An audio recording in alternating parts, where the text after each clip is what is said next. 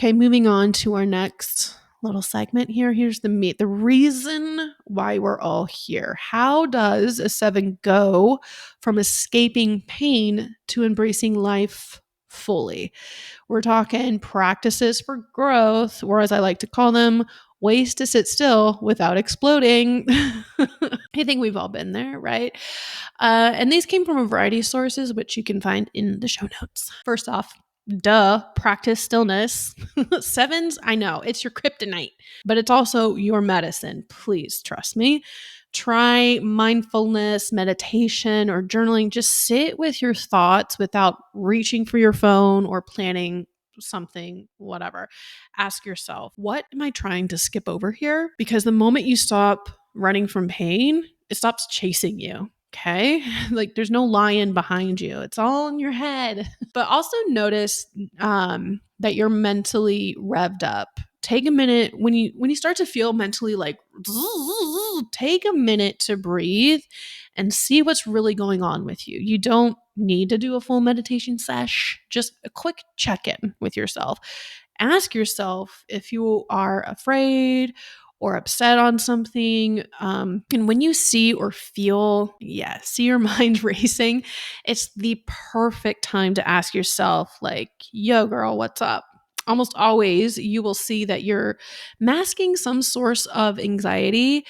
And also, the word boring can also be a major, major clue or red flag to yourself. The next time you feel in danger of being bored, stop and see what you are avoiding. Okay. It's going to take, all of these are going to take practice. Okay. So just stick with it.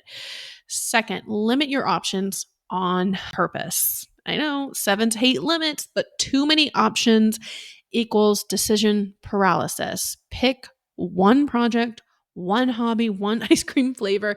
Commit to one thing on the Saturday night, not 3 of them. And okay, coming from a person whose biggest pet peeve are flaky people, committing to something and showing up is just a great sign of respect to your friends and your family. Don't RSVP as a maybe to something because you want to see if anything better will be happening. Like, bruh, I could literally do a full episode on this, so I'm going to stop myself now before I get in trouble. But so there's depth. Think of like depth, not variety, is where you're going to find real fulfillment.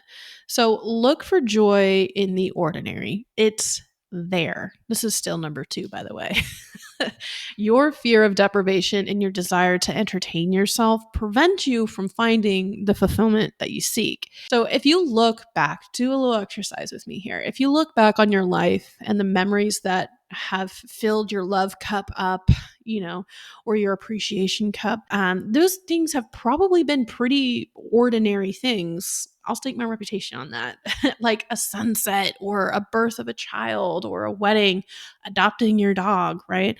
These little moments won't always make the best, most exciting stories you're going to share at Friendsgiving next month, but what makes them so good and real? There is a specific quality to those small moments that gave them so much meaning and fulfillment for you. A quality you'll have to find out on your own. Sorry, girl, that's your journey.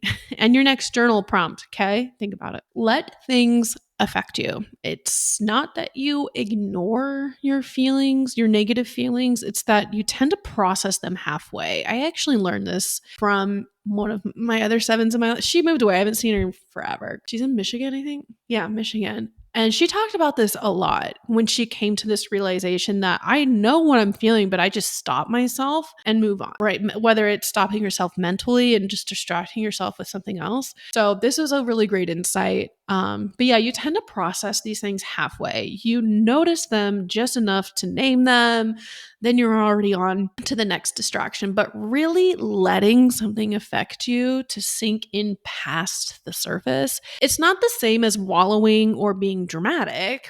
In fact, allowing life, even the hard or messy stuff, to letting life like touch you deeply is what gives your joy depth and meaning. It turns happiness from something that you feel is fleeting all the time into something real and around you all the time. So try to notice how emotions actually live in your body. This is going to sound very flower child, but what does sadness feel like to you? Does it tighten in your belly or ache in your chest or weigh in your head or something like physically? How about the opposite, excitement? Does it, you get that blood pressure rise, you get a little buzz in the old hands or your throat? So simply naming a feeling like I feel sad, it is a good start. It is. But it's not the same as experiencing it fully. Letting yourself be moved physically and emotionally by what you feel is what transforms those quick emotional snapshots into true presence with your sadness and your joy. Five. Next, not five. I don't know. Well, no, actually, yeah, integrate your inner five. So sevens grow when they move toward the calm, the contemplative energy of the type five. It means slowing down, observing, and learning to enjoy silence. I know it's a tough one. Think of it as the inner stillness behind all the fun, which kind of touches on the first one. Meditation is extremely helpful for you guys. Just trust me, please. I know that word has me turning my nose up to meditation. Like meditate, like, ew, no, I don't want to do that. I've had to when I needed to, but give yourself grace here and just start practicing, okay? Preferably a really good time of the day to do that is in the mornings when things are just kind of naturally calm. Take your coffee, go to the quiet corner, comfy couch, and just start with like a couple of minutes. Please, anything. It will be challenging. It is. It is for anybody, okay? Because you will see how revved up your mind and your mental chatter is all the time. So let the chatter come and go and don't keep peeking at the timer, okay? Waiting for it to end. And that's another point. How you end the meditation is just as important. Be mindful of ending that 5 or 10 minutes and see if you can carry, like if you came down, if you calm down and feel like a little bit of an inner peace, see if you can carry some of that inner quiet into your actions after you meditate versus just jumping off the couch and going 100 miles an hour. Okay. Otherwise, it was just pointless and you wasted 5 minutes. But it's practice, practice, practice, practice. So, yeah. So, when sevens, as we kind of wrap it up here, when sevens stop running, they discover something extraordinary that the joy they were chasing was never out there. It was always inside. Their true essence is contentment, not excitement, not distraction, but that deep, steady knowing that I am okay even if nothing is happening, even if I feel pain, I am okay. And that's when the seven becomes a true alchemist, turning ordinary moments into gold, not because they're special, but because they're present. And above all, sevens come to realize on the deepest level of their being that life itself is a gift. It really is. And when they finally stop running and start receiving, they begin to see that there was never anything missing.